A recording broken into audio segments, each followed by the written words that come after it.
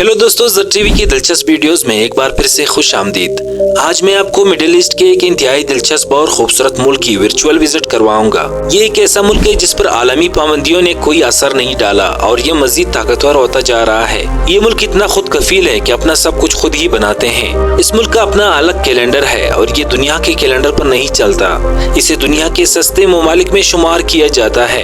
ये वो मुल्क है जहाँ चंद घंटों के लिए भी शादी की जा सकती है। इंकलाब के आने से पहले यहाँ के लोगों की आयाशियों के बारे में जानकर आप हैरान रह जाएंगे। इस मुल्क में लोग अपनी नाक क्यों कटवाते हैं? पाकिस्तान की तरह यहाँ भी बलूचिस्तान सूबा और बलोच कौम आबाद है। इस देश में एक ऐसा खूबसूरत सूबा मौजूद है जिसके बारे में दुनिया नहीं जानती। इस मुल्क में दुनिया की सबसे बड़ी नमक की झील है और दुनिया की सबसे बड़ी ज़ेर ज़मीन आबपाशी का निज़ाम भी मौजूद है। और इस मुल्क में तकरीबन 10 लाख रेफ्यूजीज ने पनाह ली है। ये तेल और गैस के बाद दुनिया में पिस्ता और ज़ाफ़रान का सबसे बड़ा प्रोड्यूसर है। जी हाँ दोस्तों, हम बात कर रहे हैं पाकिस्तान के हमसाया मुल्क ईरान की।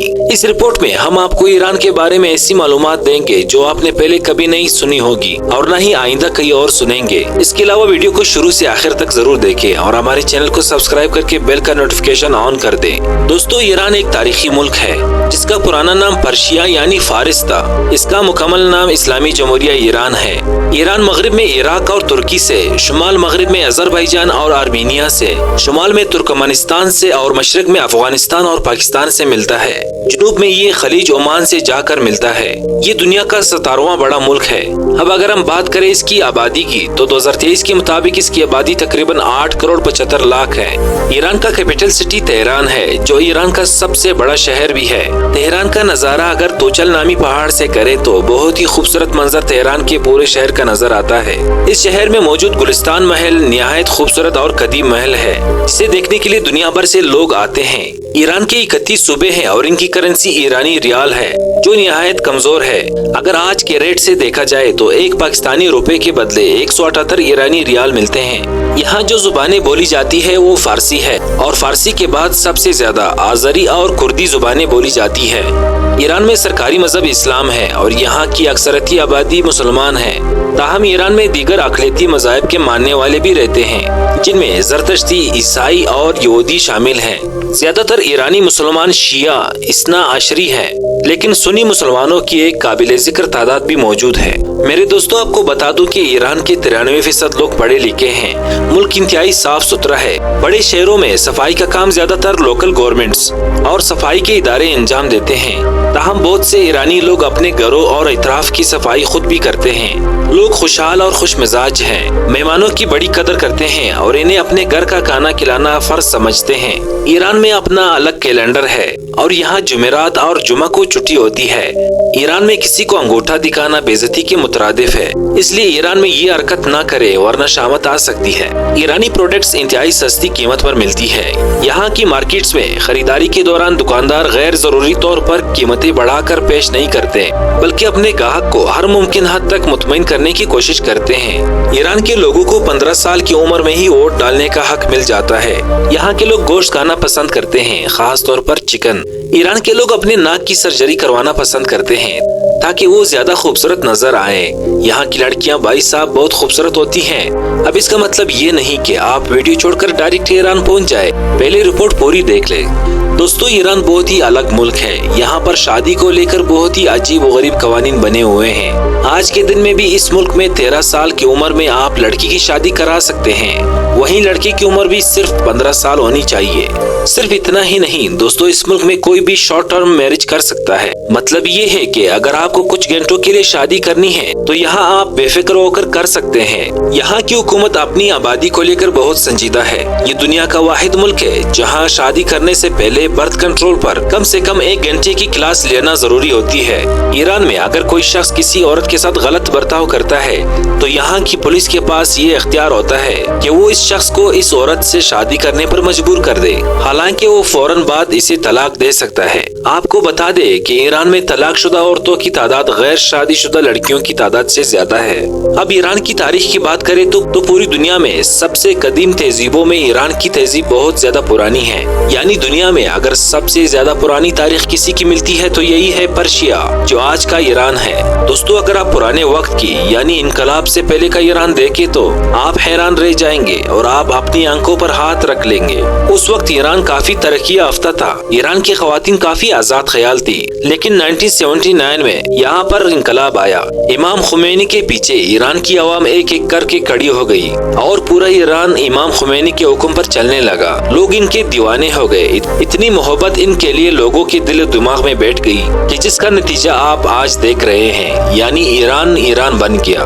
यहाँ पर 10 लाख पनागुज़ीन लोग फिलहाल अभी भी रहते हैं। यहाँ पर आपको बता दूं कि ईरान में बूढ़े लोगों की आबादी कम है। ज्यादातर यहाँ पर औसतन 32 साल की उम्र के लोग पाए जाते हैं। ईरान के लोगों की खासियत ये है कि ईरान में हर शख्स को 2 जुबानें आती ही आती है।